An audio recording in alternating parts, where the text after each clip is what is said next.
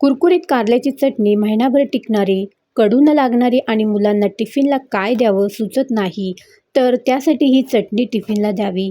कारल्याचा कडूपणा कमी करून बनवलेली महाराष्ट्रीयन पद्धतीची चविष्ट, पौष्टिक आणि दीर्घकाळ टिकणारी सुकी चटणी आज आपण पाहणार आहोत.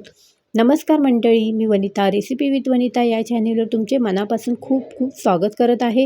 व्हिडिओ आवडल्यास नक्की एक लाईक करा. रेसिपीला सुरुवात करू. इथे कारली घेतलेली आहे स्वच्छ धुवून. आता ही आपल्याला स्लाईसप्रमाणे कट करून घ्यायची आहेत. एकदम पातळ कट करून घ्यायचे आहेत, म्हणजे तेलामध्ये टाकल्यास ते कुरकुरीत झाले पाहिजे. आता ही कारली आपली स्लाईसप्रमाणे कट झालेली आहेत आणि त्याच्या बियासुद्धा आपण काढून घेतलेल्या आहेत.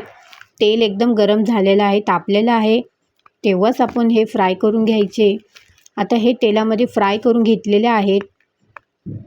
हे बघा, तेलामध्ये फ्राय करून झालेले आहेत आपले, मस्त व्हिडिओमध्ये बघत असाल तुम्ही. त्याचबरोबर आपल्याला शेंगदाणे घ्यायचे आहेत अर्धी वाटी, ते सुद्धा फ्राय करून घ्यायचे आहेत.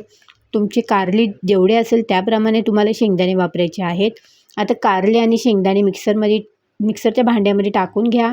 त्याचबरोबर कढीपत्ता घेतलेला आहे, कोथिंबीर घेतलेली आहे, लसूण वापरलेला आहे, धणे घातलेले आहेत 1 चमच, छोटा 1 चमच जिरं घेतलेलं आहे, तिखटप्रमाणे लाल तिखट वापरायचं आहे, त्याचबरोबर हळद घातलेली आहे, आमचूर पावडर वापरलेली आहे आणि चवीप्रमाणे मीठ घालायचं आहे आणि थोडं पुदिना वापरलेला आहे.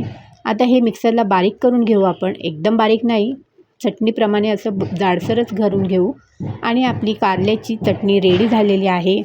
तर ही चटणी, कुरकुरीत कारल्याची चटणी, महिनाभर टिकणारी, कडू न लागणारी अशी रेसिपी तयार झालेली आहे.